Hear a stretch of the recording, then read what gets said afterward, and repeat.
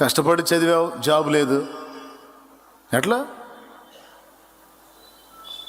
దేవునిలో ఉన్నావు అనుకో, దేవుని మీద డిపెండ్ అయ్యావు అనుకో, ఏంది దేవా నా ఇంత కష్టపడి చదివా, జాబ్ లేదు నాయనా, కనీసం ఇంత శాలరీ జాబ్ ఆశించినా దొరకలేదు ప్రభు అంటే, నువ్వు ఆయన మీద డిపెండ్ అయ్యి పూర్తిగా ఆయన మీద ఆనుకోగలిగితే, ఆయన యందు విశ్వాసం ఉంచి ప్రశాంతంగా ఉండగలిగితే, నువ్వు 30-40 వేలు దాన్ని ఆశిస్తే ఆయన 70,000 80,000 అవసరమైతే ₹1,00,000 తీస్తాడు. ఆయన చేతిలో ఉంది. ఆత్మవిశ్వాసం అనేది లోకంలో కొంతమందికి క్షేమకరం అని కొంతమంది బోధిస్తారు, కానీ ఆత్మవిశ్వాసం కాదు మనం నేర్చుకోవాల్సింది, దేవుని యందలి విశ్వాసం. ఆత్మవిశ్వాసం మనకి ప్రెజర్ ఇస్తే, దేవుని యందలి విశ్వాసం మనకు ప్రశాంతత ఇస్తుంది.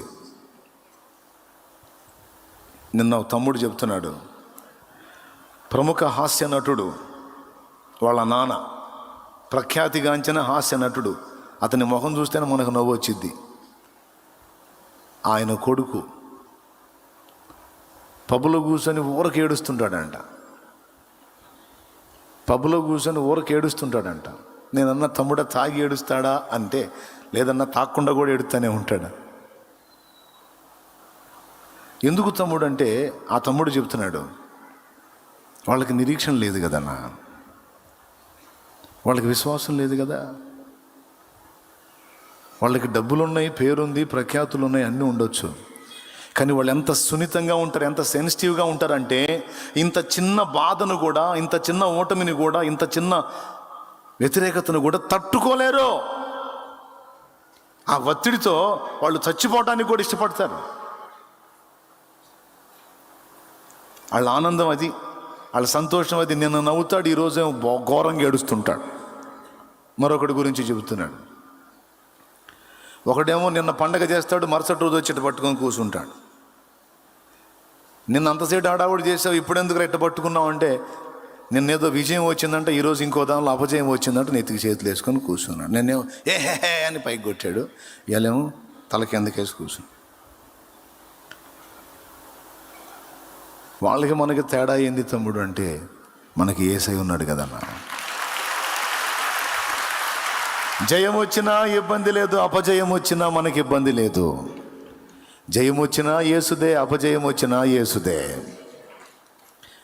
సుకీర్తి దుష్కీర్తి, ఘనత అఘనత, దూషణ భూషణ మొత్తం యేసుకే. మనకి చింత లేదు కదా, ఉన్నాడు కదా నిరీక్షణాస్పదం యేసు. ఇంకే వాళ్ళకి లేడుగా, వాళ్ళకి తెలియదుగా, ఉన్నాడు కానీ వాళ్ళకి తెలియదుగా. అందుకే బాధ కలుగుతుంది అన్న నాకు వాళ్ళని చూస్తే. అయ్యో, ఇంత ఉండి, ఇన్ని రకాలుగా ఉండి కూడా ఎందుకు వీడు ఏడుస్తున్నాడు, అసలు వీడి జీవితానికి అర్థం ఏంటి అని నాకు క్వశ్చన్ కలుగుద్ది, బాధ కలిగిద్ది. నిజంగా వీడికి యేసు పరిచయం అయితే ఇక ఈ ఏడుపు వీడి జీవితంలో ఉండదు కదా అనిపిస్తుంది అన్నా నాన్న. అంటే వాళ్ళకి ఎన్నున్నా చిన్న సమస్యను తట్టుకునే శక్తి ఉండదో, ఇక సాగు బతుకనేస్తారు, తట్టుకోలేరు, చిన్న సమస్యను తట్టుకోలేరు. కానీ క్రీస్తు యేసునందు ఉన్నవాడు పెద్ద పెద్ద బండల్ లాంటి వాటిని కూడా అలవోకగా దాటి వెళ్తూ ఉంటాడు.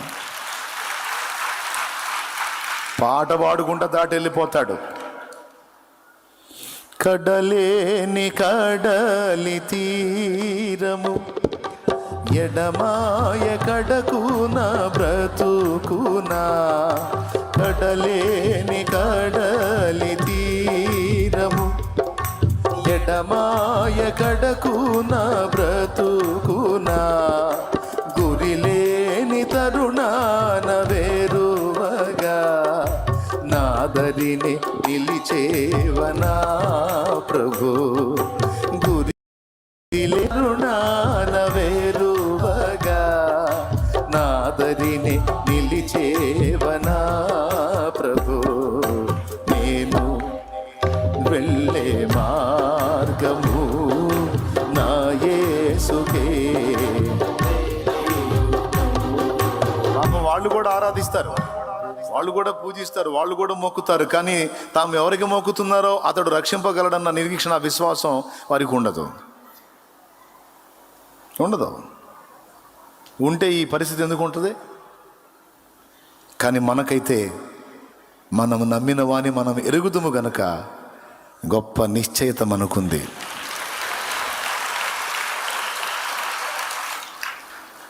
అమావాస్య నాడు కొమ్ము ఊదుడే,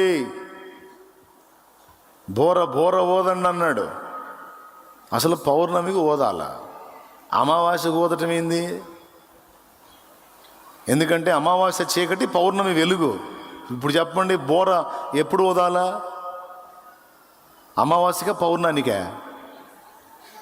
మరి మనల్ని అమావాస్యకు ఓదమంటాడు. అంతా రివర్స్ లాగుందే. రివర్స్ కాదు, అందులో అర్థం ఉంది.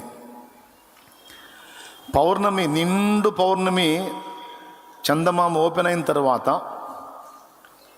ఇక రోజు గడిచే కొద్దీ ఆ పూర్ణ చంద్రబింబం అలానే ఉంటుందా, తరుగుతా వస్తుందా?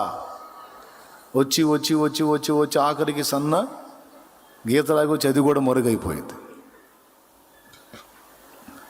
అప్పుడు ఇక అమావాస్య, పూర్తిగా చీకటి. ఇప్పుడు అమావాస్య అయిపోయిన తర్వాత ఏం జరిగేది? ఇక పూర్తిగా చంద్రబింబాన్ని చీకటి గమ్మేసిందంటే ఇంకా నెక్స్ట్ ఏంటి? చిన్న చిన్నగా మళ్ళీ ఓపెన్ అవుతూ తిరిగి స్టార్ట్ అన్నమాట. వెలుగు స్టార్ట్. అదే పూర్ణ చంద్రబింబం ఓపెన్ అయితే చీకటి స్టార్ట్. అందుకే అమావాస్యకి బాకా ఊదు, బోర ఊదమన్నాడు, కొమ్ము బోర ఊదమన్నాడు. ఎందుకు తెలుసా? ఇక అయిపోతుంది. చీకటి తొలగే,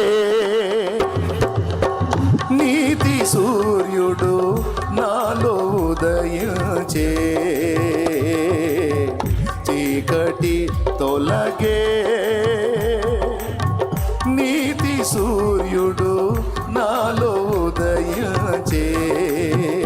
నీ సాక్షిగా వెలుగుమయమై తేజరిల్లెదను నీవున్నంత వరకు. ఇప్పుడు చెప్పండి, బోర ఎప్పుడు వదాలా? నిండు శ్రమల్లో ఊదు బోర అంటాడు. ఎందుకంటే నింపబడవలసిన శ్రమలన్నిటితో నింపబడ్డావు, ఇక వచ్చేది విడుదలే కానీ అన్నాడు.